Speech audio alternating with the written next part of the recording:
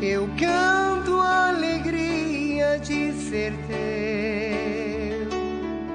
Jamais caminharei sem tua luz. Teus passos seguirei sem hesitar. Te dou meu coração. A cruz sagrada seja nossa luz. Não seja o dragão nosso guia. Retira-te, Satanás. Nunca nos aconselhes as coisas vãs. É mal que tu nos ofereces. Bebe tu mesmo dos teus venenos. Amém. Sabemos ser uma pessoa e a sua pessoa é a pessoa de Jesus. A Bíblia não é um livro de cabeceira simplesmente, mas é um travesseiro da nossa consciência. Ela é toda recheada de sabedoria, juntamente com o magistério da Igreja, o catecismo da Igreja Católica e tantos outros livros derivados da Palavra de Deus, que é a Santa Bíblia. Por isso, nós vamos agora proclamar a Palavra de Deus hoje, que está no capítulo 13 da primeira carta de São Paulo aos Coríntios, mas a você, onde quer que você esteja. Tomemos a nossa palavra e vamos proclamá-la com todo amor, com toda atenção, porque a palavra cura, a palavra liberta, a palavra é verdadeiramente o medicamento que todos nós precisamos. Ela neutraliza todo o mal existente em nós, provocado pelo pecado original, que veio dos nossos primeiros pais. A palavra de Deus nos conscientiza, curando nossa infinita ignorância das coisas espirituais. Ela nos dá capacidade, mesmo sendo nós analfabetos, para que nós possamos entender um pouquinho, dentro da nossa capacidade intelectual, pelo menos o básico, que Deus é amor. Que o amor é um oxigênio que se espalha sobre o mundo e faz com que a humanidade sobreviva e sobreviva na alegria. Que o amor é a força, é a mola mestra, é a chave única, sem cópia, universal, que abre as portas para a vida com a qualidade que jamais provamos neste mundo. Não é a chave de uma mansão, não é a chave de um casamento perfeito, não é a chave de um banco onde todo o dinheiro ali existente passa a me pertencer. Não é a chave da beleza, é a chave muito superior a tudo isso, onde abre para uma luz de 1000 sóis do meio-dia, onde o amor é pleno e eterno. Se nós víssemos, se nós ultrapassássemos essa porta ainda neste corpo mortal, morreríamos. Nós não suportaríamos tamanha graça. Por isso, vamos agora no capítulo 13 proclamar essa palavra que São Paulo escreve a você, que Deus inspira Paulo a escrever para nós. Excelência da caridade. Ainda que eu falasse as línguas dos homens e dos anjos, se eu não tiver amor, sou como bronze que soa ou como símbolo que retine. Mesmo que eu tivesse o dom da profecia e conhecesse todos os mistérios e toda a ciência, mesmo que eu tivesse toda a fé a ponto de transportar montanhas, se eu não tiver amor, nada sou. Ainda que eu distribuísse todos os meus bens em sustento aos dos pobres, e ainda que eu entregasse o meu corpo para ser queimado em sacrifício, se não tiver amor, de nada valeria este gesto meu. O amor é, em primeiro lugar, paciente. O amor é bondoso. O amor não tem inveja. O amor não tem orgulho, não é orgulhoso. Não é arrogante. Não escandaliza. Nunca busca seus próprios interesses. Não se irrita. Não guarda rancor. Não se alegra com a injustiça, mas se rejubila, se alegra com a verdade de Deus, a verdade de cada um. Tudo desculpa, tudo crê, tudo espera e tudo suporta. Palavras do Senhor. Graças a Deus. Nós sabemos da existência deste hino ao amor. Essa palavra é mais do que um texto bíblico. Ele é um hino ao amor, onde o escritor Paulo, que é um baluarte da nossa igreja, escreveu literalmente apaixonado, inspirado, porque a partir do momento que ele conheceu Jesus, exatamente no momento de fúria, exatamente no momento de impaciência em que ele galopava, indo para Damasco para prender cristãos, para levar cristãos presos, para afugentar, para destruir igrejas, comunidades religiosas. Ele estava indo exatamente com uma carta de alforria, uma carta de licença para tudo isso praticar, porque essa era a lei para ele. Mas no meio do caminho, depois de tanta perseguição que Jesus permitiu que ele fizesse, Jesus põe um tropeço no cavalo que ele estava montado, põe um obstáculo invisível, o cavalo tropeça e cai. E do dorso do cavalo, que estava Saulo, ele vai caindo. E eu digo que esse cair do cavalo ao longo da história de Paulo como apóstolo, que não teve um contato físico, não viu Jesus, não conviveu com Jesus, mas superou a muitos que o viram, porque ele experimentou Jesus no coração. Foram tantos que viram e, no entanto, quase todo um povo que viu, que experimentou milagres, que seguiu Jesus, que ouviu Jesus no topo do Calvário, e antes da subida do Calvário gritava: crucificam, crucificam. Num contágio psicológico que atingia a todos, como se fizesse graça para os governadores da época. Então nós vemos que Saulo também era essa pessoa que imperava neste ministério de derrubar o cristianismo, que mal estava começando a engatinhar. Mas eram eles insistentes, os seguidores de Jesus, e os que eram literalmente, verdadeiramente seguidores de Jesus, depois ele como ressurreto, depois da sua ressurreição, foram fiéis até a morte, foram crucificados, sacrificados de toda forma, no sacrifício vermelho, que significa derramaram o sangue. Quanto mais sangue derramavam, perseguido pelo governo da época, mais nasciam outros, brotavam outros, de corações que se convertiam. O sangue dos mártires tornou semente de muitos outros cristãos. E Saulo não foi diferente, porque quando Jesus diz: Saulo, Saulo, por que me persegues? Ele simplesmente vai dizer um dia: Senhor, que queres que eu faça? Ele faz essa pergunta porque ele mudou de patrão, ele mudou de lei.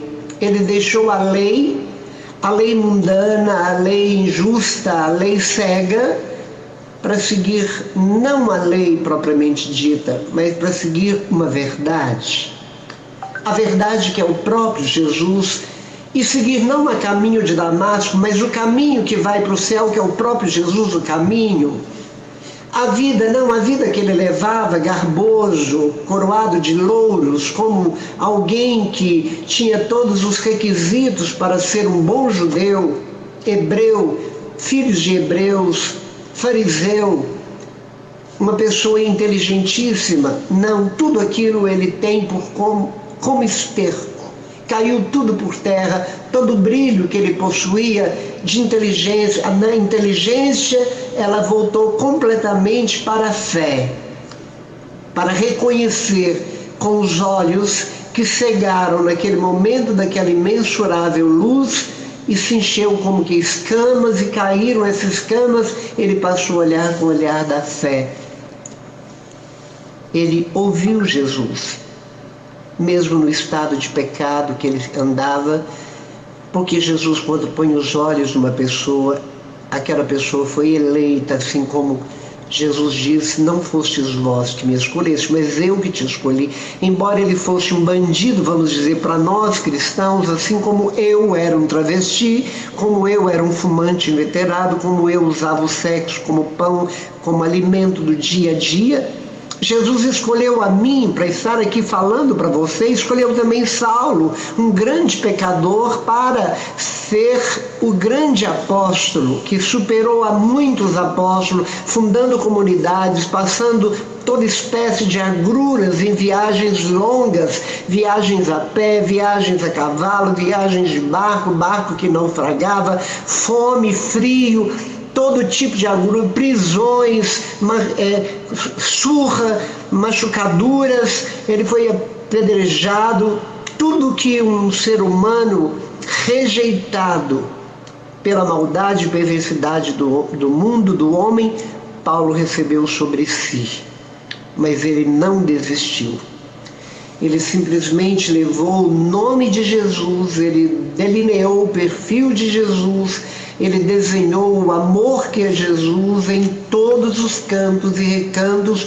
Por onde ele ia, ele falava nos lugares pagãos, em lugares que nunca tinham ouvido falar nesse Deus único, mas ao contrário, ele até aproveitou onde havia 10 estátuas de Deus, Deus do vento, Deus do fogo, Deus da abundância, Deus da fertilidade, Deus da chuva, e tinha uma estátua que não tinha um nome, ela não foi designada, porque quem edificava as estátuas, que eram deuses esculpidos, punham uma a mais, porque se um Deus reclamasse, ele diz: ali a sua estátua. Então ele começou falando exatamente para aquela estátua, que era um Deus sem nome, sem título. Ele começou a falar de um Deus desconhecido por todos. Jesus Cristo, Filho unigênito do Pai, que veio, que nasceu não segundo os critérios do mundo, mas nasceu segundo a vontade do Pai, na pobreza total, literal, para dizer que bem-aventurado o coração de pobre, porque verão a Deus. Não no sentido monetário, financeiro, mas é porque o dinheiro traz mais problema do que soluções, nós sabemos. Os bens materiais, eles elevam a arrogância das pessoas, porque nós somos frágeis, limitados, nós somos tolos. Então, o pobre precisa apenas daquilo que ele necessita nessa vida, que é tão temporária, tão efêmera, tão passageira. Nós não precisamos de nada além de Deus e sua misericórdia. É claro que nós precisamos do vil metal para nossas necessidades básicas, mas nada mais que isso, porque tudo apodrece, a ferrugem corrói, a traça come, tudo acabará, só o amor permanece. Só o amor permanece. Bem diz o Evangelho quando um jovem rico procura Jesus e fala: como eu faço para ganhar o reino? Jesus fala: vai e vende tudo que tens. Jesus queria que ele desapegasse, assim como ele quer que nós desapegamos Ele não está julgando quem tem, quem possui, mas ele está pedindo a abnegação, ele está pedindo o desapego dos nossos bichinhos de pelúcia que não damos, não emprestamos e temos ciúmes deles. Os bichinhos de pelúcia, que significa até um cão, um gato, um animal de estimação. Dinheiro, um carro, uma casa, uma poupança, um emprego, um salário, alguma coisa da qual eu me apego, outras pessoas, a mim mesmo. É isso. Deus quer que Ele esteja em primeiríssimo lugar, que Ele seja prioridade em nossas vidas. Porque se Deus não entra na nossa vida, na nossa realidade, nós somos animais irracionais. Nós passamos a adorar animais, porque o homem tem necessidade de adorar alguém, algo. E nós, como cristãos, que fomos catequizados e evangelizados nessa terra de Santa Cruz, que foi um objeto que foi fincado na praia, na Bahia, a cruz, que significava cristão, aqui, graças a Deus, foi evangelizado e foi emplacado. Os primeiros passos humanos civilizados que aqui desceram eram passos de pessoas cristãs trazidas da Europa, de Portugal. E graças a isso, Anchieta evangelizou, catequizou os indígenas, que adoravam simplesmente as criaturas e não o Criador. E nós permanecemos levados por uma igreja que é universal, que é a católica, que é apostólica, porque temos como base, como alicerce, Paulo, Pedro, Tiago, como diz o Evangelho de hoje, e os 12 apóstolos, com exceção de Judas, que suicidou-se, mas foi colocado Matias no seu lugar. Então nós somos sustentados, a nossa igreja é sustentada pelos apóstolos. E não tem duas igrejas, porque não tem 2 apóstolos, nem 1000 apóstolos, que estavam reunidos rezando sob a ordem de Jesus numa novena, na primeira novena oficial da igreja, onde o Espírito Santo no dia de Pentecostes derramou-se e ali a igreja oficializa, porque primeiro a igreja nasce na cruz, quando Jesus, depois de morto, o peito é rasgado e a água e o sangue que sai do coração de Jesus como restinho, ali nasce os sacramentos, os sinais, nasce a igreja, e ela é oficializada em Pentecoste, e ela perpetuará até os fins dos tempos, porque é promessa de Jesus Cristo: eis que estarei convosco até os fins dos tempos. Então Jesus veio para nos ensinar a conjugar o amor, para ser pedacinhos de amor circulando por aí, para fazer como ele fez. Ele não tinha onde reclinar a cabeça, ele não tinha paredes, as paredes dele era o vento, o chão que ele dormia era a grama ou areia da praia, quente ou gelada, o travesseiro dele era uma pedra, e o céu era a abóbada do céu estrelado, era a cúpula. Mas o Pai era o seu baluarte, era a sua segurança, era sua âncora, era aquele que transmitia a ele o que fazer a cada dia, quando ele passava noites inteiras dialogando, não em monólogo, mas no colo do Pai, buscando o descanso no colo do Pai de um dia exaustivo, onde ele curava, libertava, tocava, onde ele nunca deixava ninguém sair da sua presença sem uma resposta, ou sem um toque, ou sem um olhar, porque irradiava do seu coração uma força que curava todos, e essa força é a força do amor, é uma força descomunal que ninguém segura, ela irradia em nossos corações, e esta palavra, ela vem dizer por Paulo tudo aquilo que Deus é e que Deus quer que nós façamos tal como, porque eu digo a você, o sofrimento humano, o nosso sofrimento é por causa do desamor dentro de nós. Nós não aceitamos.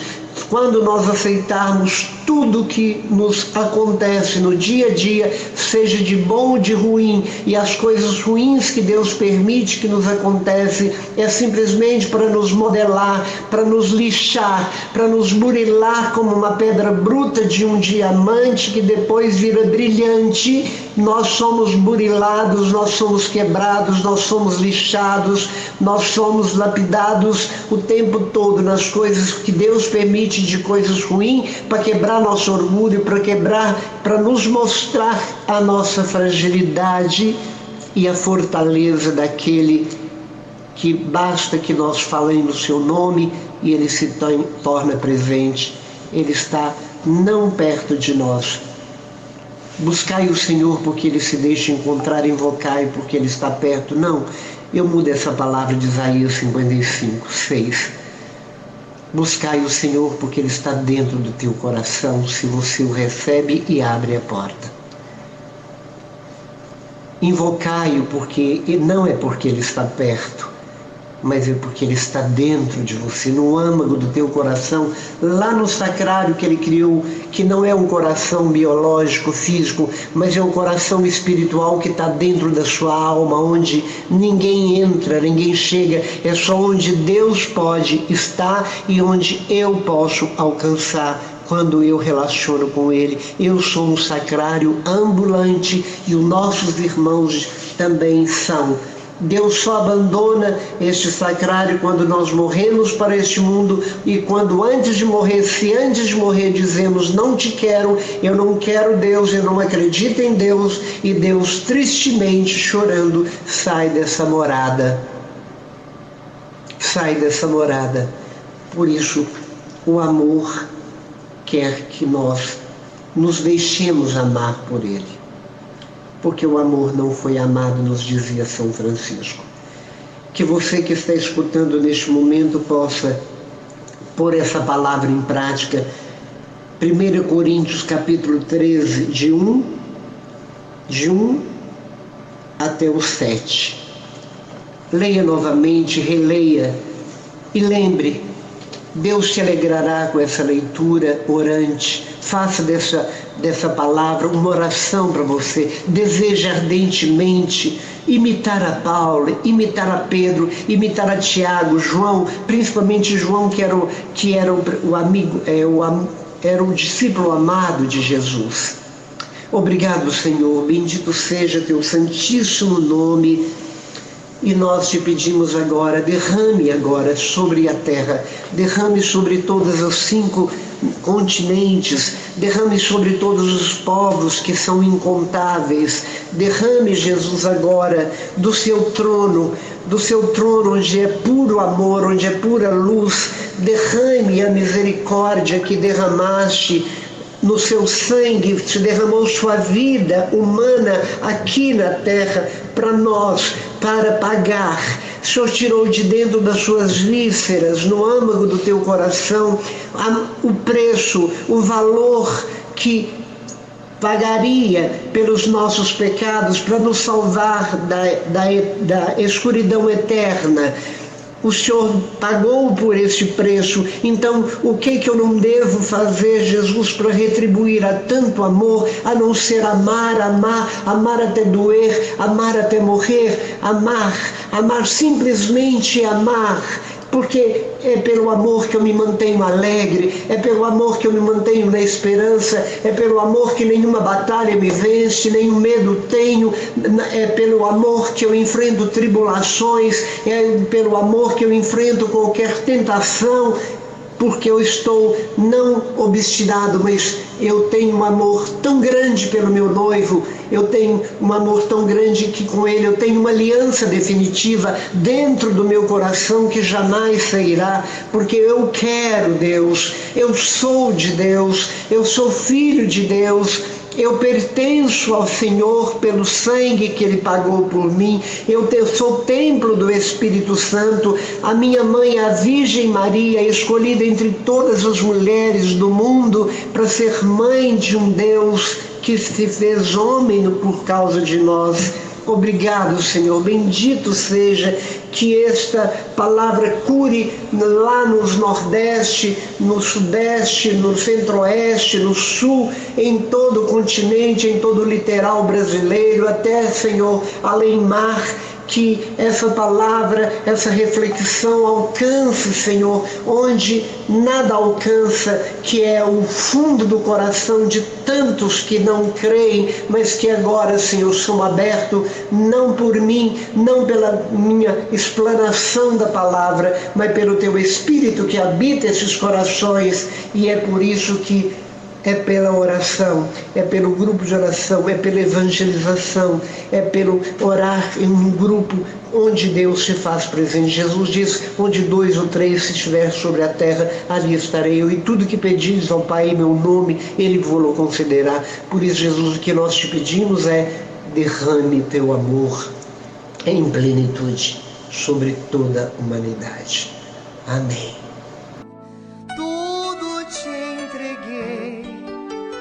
Nada me restou, livre eu fiquei, só para te amar, meu Deus.